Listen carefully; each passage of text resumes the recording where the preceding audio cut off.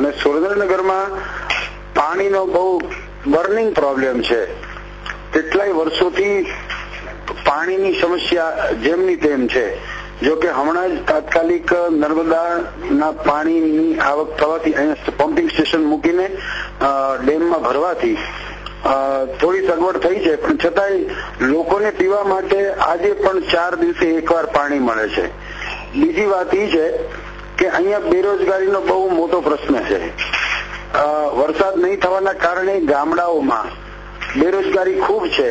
લોકો જે કામ કરી શકતા નથી અને એના હિસાબે લોકો વિવરિંગ માઇન્ડના અથવા તો કઈ એકદમ હતાશ થયેલા જોવા મળે છે.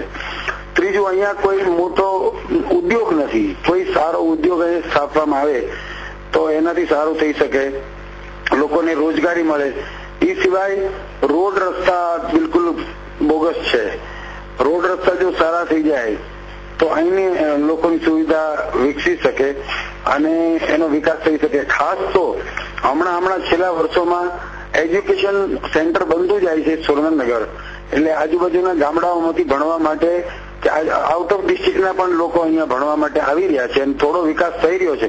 પણ જે ગતિએ વિકાસ થવો જોઈએ અહીંના નેતાઓમાં એ થોડી ખામી છે, નહીતર તો થોડો વધારે વિકાસ થઈ શકે. અહીંયા રેલવેનો પણ પ્રોબ્લેમ છે. રેલવે પૂરતી એની ટ્રાફિક હોવા છતાં બીજી સુવિધાઓ મળતી નથી, નવી ટ્રેનો વધતી નથી.